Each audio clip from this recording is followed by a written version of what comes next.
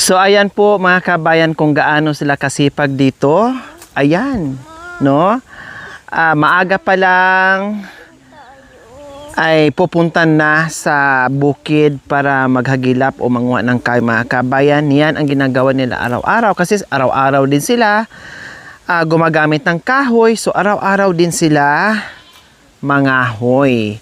Huwag nilang antayin, sabi ni Ate Jima, ang tag-ulan saka sila mag-imbak ng kahoy mga kabayan. Kaya ang ginagawa nila ay laging magkasama para manguha ng kahoy. Kaya ngayon, masaksihan natin kung ano ang ginagawa ng mag-iinang ito, no, na nagtutulungan sila mga kabayan, at makita natin ngayon kung saan sila nangunguha ng kahoy na kasama po tayo. Kaya tara mga kabayan, punta tayo dito sa kanilang baluarte, no, sa kanilang nakasanayan. Kasi alam niyo po nung unang punta namin dito mga kabayan, no, nung kami ay parating, sila naman din ay parating din na galing po sila diyan, no?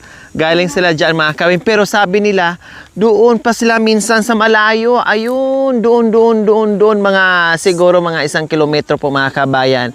Ayun, oh, may malaking bundok doon mga kabayan. Doon daw sila minsan manguha ng kahoy mula doon hanggang dito. Pero no, nandiyan naman yung mga anak niya, 'di ba? Lagi naman sila magkakasama. O katulad niyan, oh, kararating na namin pero may nakuha kaagad kahoy. So yun lang, 'di ba?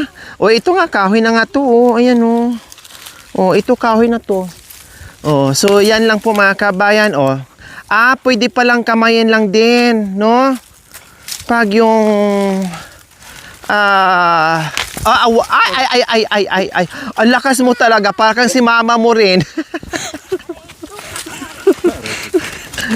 Parang si Mama Irma lang din si Ate Jema. Oh, ito kahoy to, oh. Oh, 'di ba? Ang hilig talaga nilang mag-imbak ng kahoy. No, napakasipag talaga nilang mag-imbak ng kahoy mga kabayan. Oh, yan, Diyos ko. Buti nga dito sa kanila mga kabayan ay hindi... Ito sa'yo anak, oh, ito yung buwan. Kumbaga, hindi sila nag-aagawan ng ng kahoy mga kabayan. Sa ibang lugar, Diyos ko, maraming nangangahoy. Oh, ganyan. Makita mo talaga sa mga kabayan na sanay sila. No, doon natin ipunin sa oh, medyo malilim anak. Ay, sige, okay lang. Oo. Buhatin mo naman. Ito, oh. Pwede ito, Ate Gina? Ay, Ate Gemma? Yan, ma'am. Pwede ito? Ito, anak, oh. Yan, sa'yo, anak ko. Yan, buhatin mo naman. Yan. Oh, nandoon naman din si Jeric, oh, sa itaas, mga kabayan. O, di ba? Pati bata, o, tinan mo, oh, kayang-kaya niya, alam niya. Oh, alam niya ang magbuhat ng ng kahoy.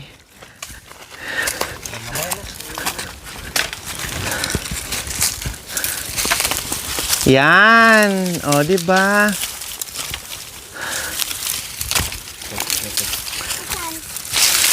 Diba? Pati sa Sandara, lahat sila mga kabayan, mula sa panganay hanggang sa bunso ay talagang sila, sanay sa pangangahoy mga kabayan, 'di ba? Talaga makitaan mo sila na nagtutulungan sila mga kabayan. Anong kahoy yan, Ate Jenna? Ay, Ate Gemma, anong kahoy po yan? Yung ganyan na dahon. Pag wala na dito, punta kayo sa ibang Doon na sa bundok. ma'am. Sa bundok, ma'am. Kasi kukunti dito, ma'am. Yung tinuro mo kanina na ang layo, no? Yun, ma'am. Alam mo yun doon, ma'am. Oo, ayun, nakita ko nga. Yun, Grabe, ma'am, no? doon sa tuktok niya yun. Ay, apo, grabe. So, kailangan maagang maaga, alis na kayo. Mga ma'am, mga 6:30, ma'am. Grabe, no? Magbaon na kayo. Hindi, ma'am. Kukuha lang ng tubig. Tapos uwi na kami. Madami kasi doon, ma'am. Ilang lang. Saglit lang. Saglit lang na kuha ka ng kahoy, ma'am, madami. Kasi walang masyadong pumupunta. Oo, ma'am. Kumbaga, dito kasi kahit papaano, marami-rami na kayo. Pero ano din namin, ma'am, pinasabi sa may-ari na kukuha ng kahoy. Magpaalam din. Nagpaalam kami, ma'am. Sabi niya, kunin nyo lahat yan kung gusto nyo. Sabi naman Oo, niya, kasi ma'am. kahoy lang naman yun na mga laya, hindi naman nagpuputol, di ba? Opo, ma'am. Yung ano naman yun, lalo na yung mga natumba ng ng bagyo. Panggatong lang naman ang kinukuha nyo. Hindi naman yung mga... Nakuha ako doon na kami.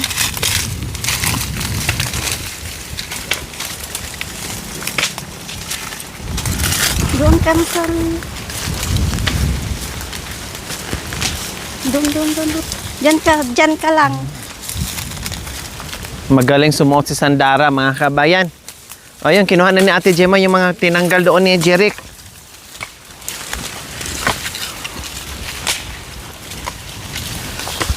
Yan. Yung mga pinuto ni Jeric, pinagkukuha na ni Ate Gemma.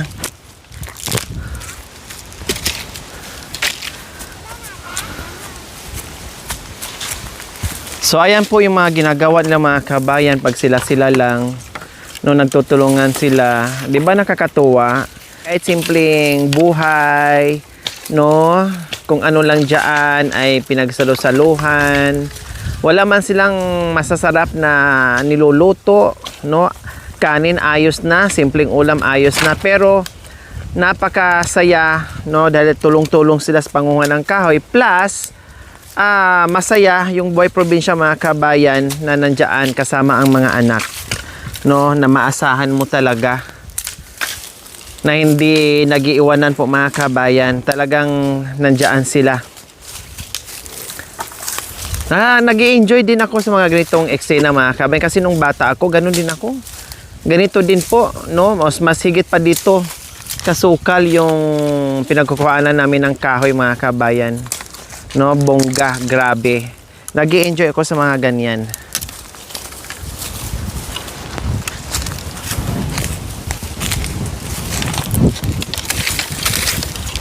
Halika, B. Mainit dyan, B. Dito tayo.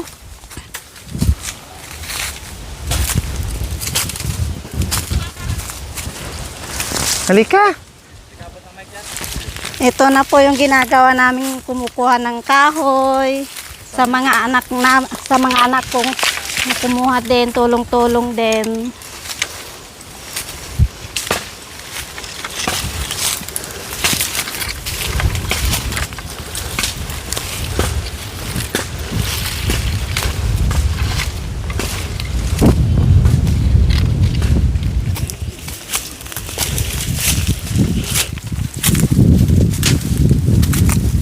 Halika dito, takuha tayo ng kahoy na.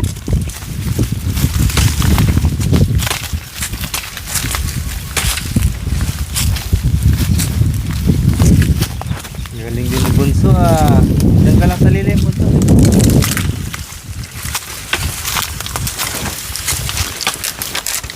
Maraming may tinik din, no? Si Gemma. Diyan ka na, kuya. Talagang ano dyan.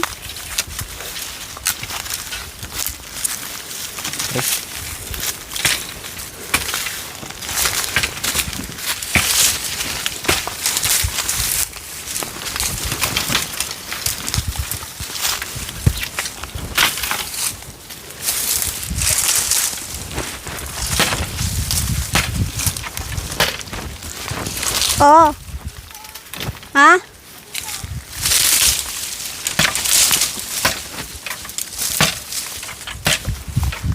Saan? Kunin mo na yung kahoy. Ito ma? Oo.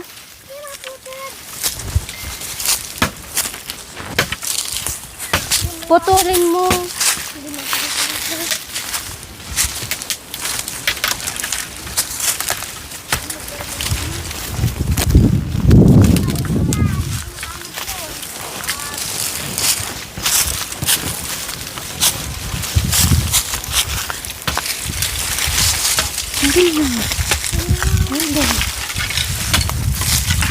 Yan, dito ka lang dyan. Yun na dyan, kuha ka na ng kahoy. Baka may ahas na dyan.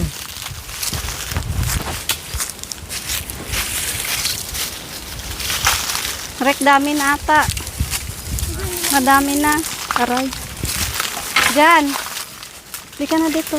Nakakatakot din ng mga bata sumasama Ganyan, kuya. kasi masusukal. Nandun siya no, sandaraw. May hinihila. Tama na yan. So yan, Doon ka na, napakasipag anak. talaga nila. Doon ka na, ta. Halika na. Halika na. Maraming mga tinik-tinik din. Ayun o. Sige. Sige, tawid. Sandaraw.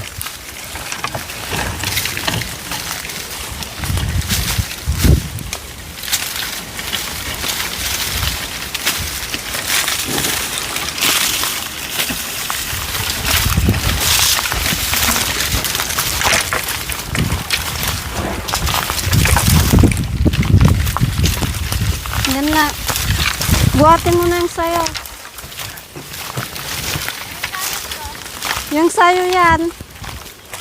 Yan.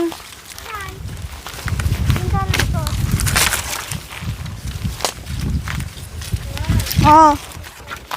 Ah? Oh. Andyan.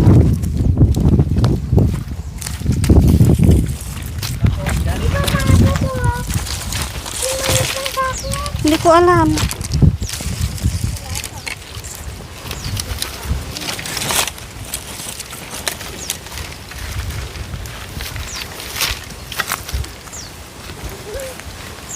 Kuha ako ng tali.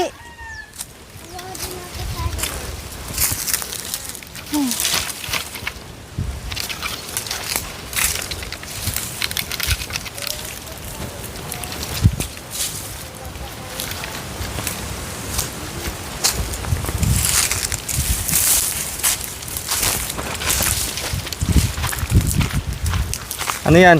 Ate Jim ah? Tali. Yung baging. Tali na. Halika na. Oh, tali ko yung sayo.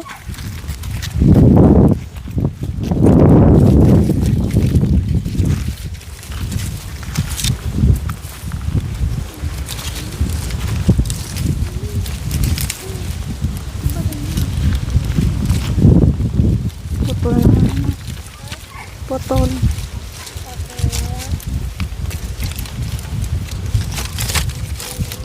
Ayan po mga kababayan, araw-araw po nilang ginagawa yan. Sa isang araw ilang beses nang pabalik-balik para makaipon. Dahil sabi ko nga ay sa isang araw ilang beses din po sila magluto. Kaya talagang araw-araw din po sila o ilang beses sila sa isang araw mangahoy para kahit paano hindi sila maubusan, 'di ba? At lalo na sa tag-ulan. 'Yun ang pinaghahandaan nila mga kabayan na mangahoy, mag-ipon ng kahoy, mag-imbak ng kahoy para pagsapit ng tag-ulan na hindi na sila problema na mahirap, no? Na mahirap po mga kabayan.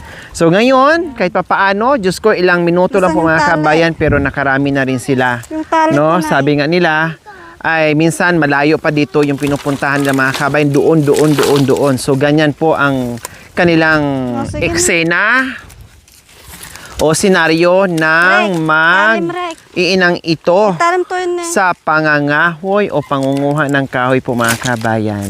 Daras mo. O, di ba?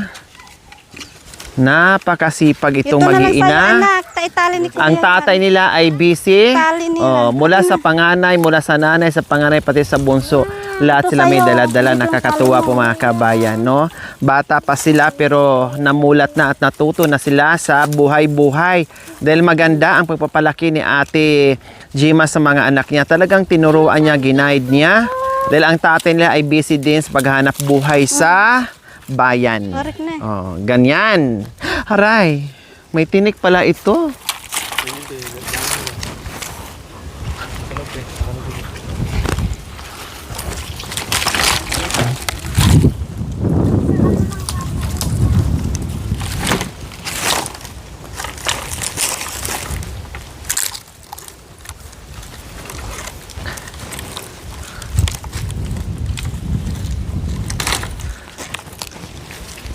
Wag mong hipitan eh, baby.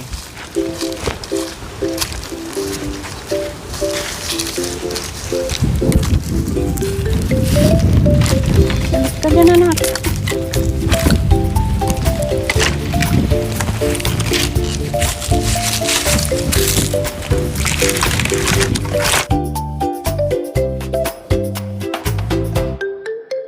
Ito yung pagkuha namin ng mga kahoy sa mga kasama ko yung mga anak ko. Kasi yung asawa ko pumupunta nagtatrabaho na nagko-construction. Kami naman na walang ginagawa. Kumukuha kami ng mga kahoy kasi pag tag-ulan na, wala na kaming makukuha na kahoy kasi basa na. Kasi kami din ang kawawa kung wala kaming naipon na mga kahoy. Pag hapon din, pag dumadating yung asawa ko na galing trabaho, kapag nakita niya kami na andun sa bundok na nangunguha ng kahoy, pumupunta din doon na kumukuha din ng kahoy kahit pagod na siya, kumukuha pa rin. Tapos kapag linggo, bis na pahinga niya, nagtatrabaho pa rin para lang pambili namin ng mga pagkain niya, ng mga bata. Imbes na magpahinga siya. Yun lang po. Maraming salamat.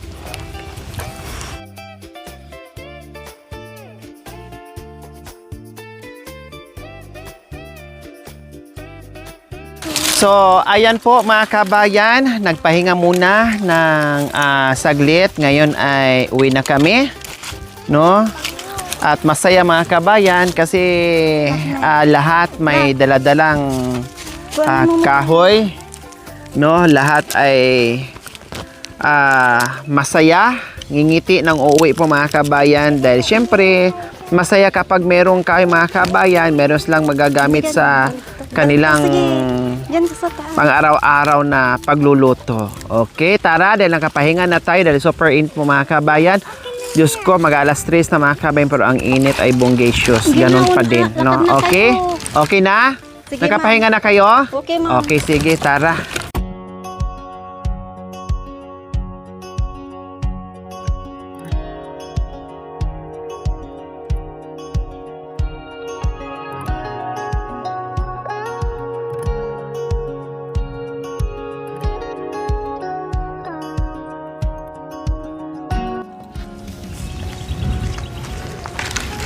Hi, sa wakas po mga kabayan, nakarating na rin po kami dito sa Naglakad ka na, naglakad ka na. bahay.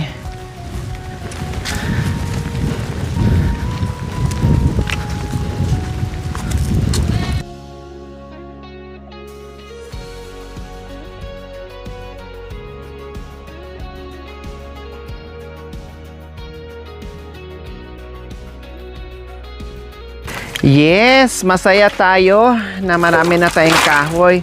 O, biro mo mga kabayan ha, mga ganyang kadami. Mga ilang araw na yan kaya, Ate Gemma, pag mga ganyang kadami? Matagal na yan, ma'am. Matagal na yan? Po, ma'am. Bakit ilang beses kayo magluto sa isang araw? Pag umaga, ma'am, tsaka hapon lang ako magluto, ma'am. Luto. Opo, ma'am. Tapos pang isa na yung luto mo ng kanin, ganon? Opo, ma'am. Para tipid sa kahoy? Opo. Oh, kasi ganon din ako nun eh. Yung kanin namin, pang isahan na minsan luto para tipid sa gas. Okay, so, pagod ba kayo? Ha? Hindi, ma'am, sanay na. Sa bagay, yan ang buhay araw-araw. Kaya hindi na iniinda yung ginagawa sa araw-araw mga kabayan. Yung ano, upuan doon. Nasanay na kumbaga.